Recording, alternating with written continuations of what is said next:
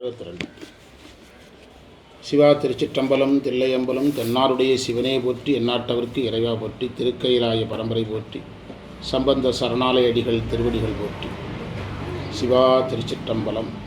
அருள் திரு அம்பலவான தேசிகர் அருளிய நமச்சிவாய மாலை 62வது மந்திரமா? 62வது மந்திரத்துக்கு பொருள் எழுதுங்க. மலமற்ற ஞானிகள் போற்றும்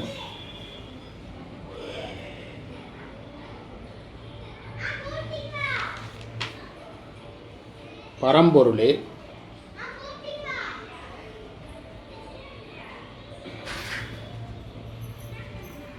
அந்த ஞானிகளோடு கலந்து விளங்குபவனே,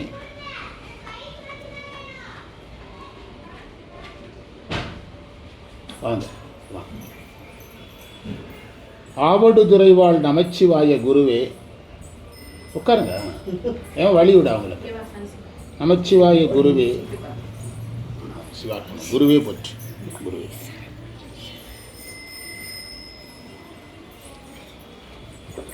மனமுடைய பொருட்களை எல்லாம்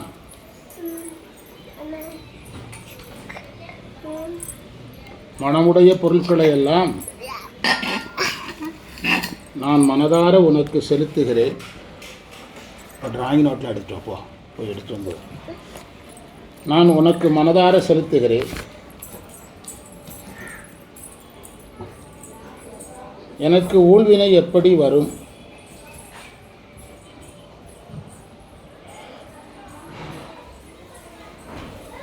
வராது என்பது குறிப்பு.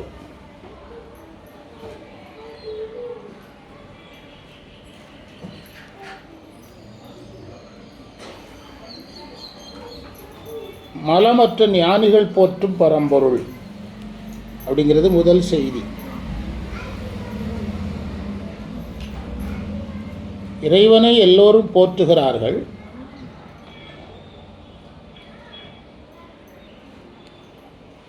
போற்றுபவர்களை நாம் இரண்டாக பிரிக்கலாம். கட்டுநிலை சாதகர்கள், வீட்டுநிலை ஞானிகள். நம்மெல்லாம் கட்டுநிலை சாதகர்கள், பிறப்பிக்கு உரியவர்கள். நாம் போற்றுவது நம்முடைய மலங்களை நீக்கிக் கொள்ள.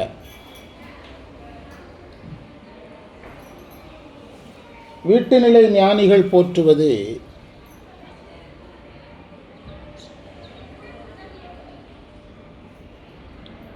இறைவனை அனுபவிப்பதற்காக.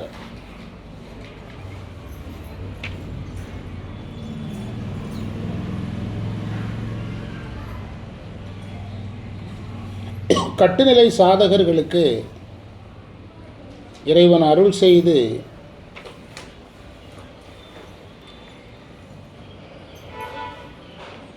செய்தும் பெரிதும் விளங்கி நிற்பதில்லை.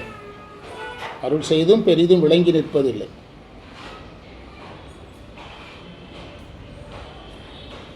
ஆனால் ஞானிகளுக்கு அருள் செய்து விளங்கி நிற்கிறான்.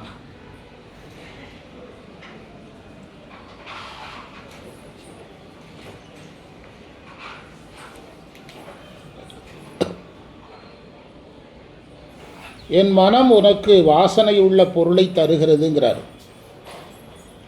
என் மனம் உனக்கு வாசனை உள்ள பொருளை தரும் அப்படின்னு எழுதுகிறார். அதில் உட்காந்து அதிலே உட்காந்து.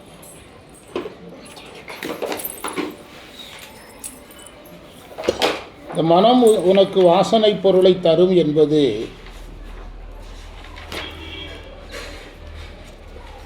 உருவ வழிபாட்டை குறிக்காமல் உருவ வழிபாட்டையும் குறிக்காது. உருவ வழிபாட்டை குறிக்காது. உருவ வழிபாடு என்பது புற வழிபாடு. அருவுருவ வழிபாட்டையும் குறிக்காது. அது சிவலிங்க வழிபாடு. குறிக்காது என்பது குறிக்கவே குறிக்காதுன்னு அர்த்தம் கிடையாது, பெரிதும் குறிக்காதுன்னு அர்த்தம். இங்கு சொல்லப்பட்டது அருவ வழிபாடு, அகத்தே செய்யப்படும் அருவ வழிபாடு.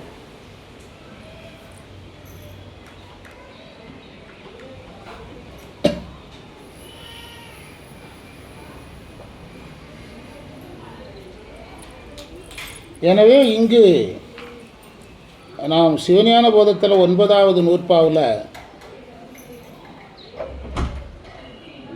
3ஆம் ஆதாரத்தில் வேள்வி செய்ய வேண்டும், 4ஆம் ஆதாரத்தில் அர்ச்சனை செய்ய வேண்டும், 6ஆம் ஆதாரத்தில் தியானம் செய்ய வேண்டும்னு படிச்சிருக்கிறோம்.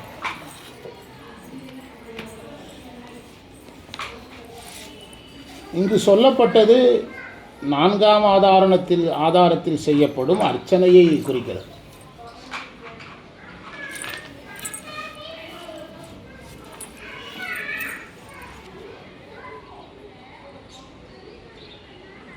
இந்த வழிபாடு ஞானத்தில் யோகம் என்ற வழிபாட்டை சேர்ந்தது. ஞானத்தில் யோகம். உள்ளம் பெருங்கோயில், அந்த திருமூலர் பாடல் இதில் பொருத்தி படிக்கலாம். உள்ளம் பெருங்கோயில் ஊனுடம்பு ஆலயம் அப்படிங்கிற திருமூலர் பாடல். காயமே கோயிலாக அப்பர் சுவாமிகள் பாடல். காயமே கோயிலாக, கடிமனம் அடிமையாக, வாய்மையே தூய்மையாக, மனம் அணி லிங்கமாக, நேயமே நெய்யும் பாலா. சாமிக்கு நெய் பால் எதுனா என்னுடைய அன்புங்கிறார். அதே டைப் மந்திரம் தான் இது. நேயமே நெய்யும் பாலான்னு சொல்கிறார் அப்பர். அன்பாக நான் கொடுக்குற நெய் பால் அக வழிபாட்டில் கொடுக்க முடியாது. என்னுடைய அன்பையே நான் நெய்யும் பாலுமாக கொடுக்குறேன். யார் சொல்கிறா? அப்பர் பாடுறார். அதே மாதிரி தாயுமானவரும் சொல்கிறார். அந்த மந்திரம் இதில் கரெக்டாக பொருந்தும். நெஞ்சகமே கோயில், நெஞ்சகமே கோயில், நினைவே சுகந்தம்,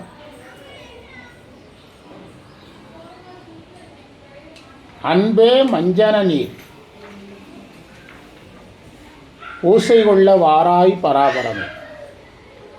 தாயுமானவர் சொல்கிறார், என்னுடைய மனம்தான் கோயில், என்னுடைய நினைவு தான் நினைவே வாசனை பொருள் அப்படிங்கிறார். என்னுடைய நினைவு அதே தான் இந்த மந்திரம். என்னுடைய நினைவு தான் வாசனை பொருள். அன்பு தான் உனக்கு நான் அபிஷேகம் செய்கிற தண்ணி, அன்பு தான். பூஜையை ஏற்றுக்கிட்டதுக்கு வான்னு கூப்பிட்றார் தாயுமானவர்.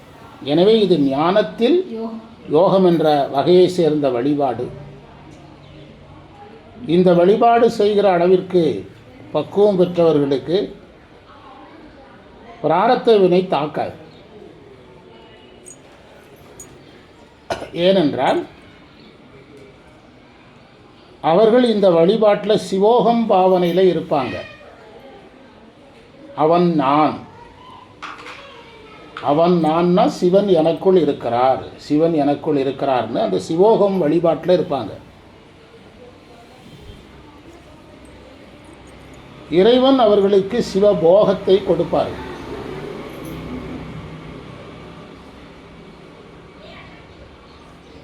அந்த நிலையில் ஊழ்வினை அவங்களுக்கு உயிரை நெசியாது காக்க. உடல் ஊழாய் கடியும்.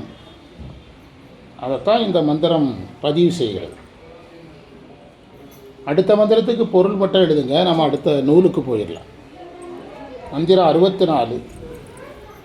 ஆவடுதுறை நமச்சிவாயது குருவே.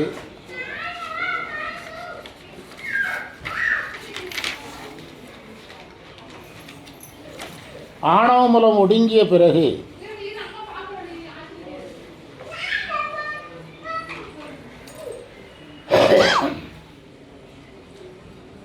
மாயையும் கன்மமும் அருள்மயமாகிவிடும்.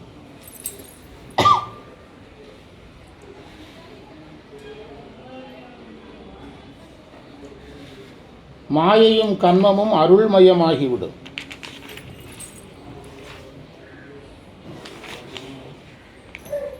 என் செயல்களையெல்லாம் நான் உன் திருவடியில் அர்ப்பணிக்கிறேன்.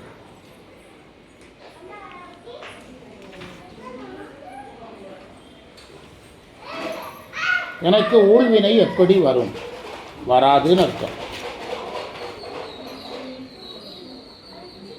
அதற்கான விளக்கத்தை நம்ம அடுத்த வகுப்பில் பார்ப்போம்.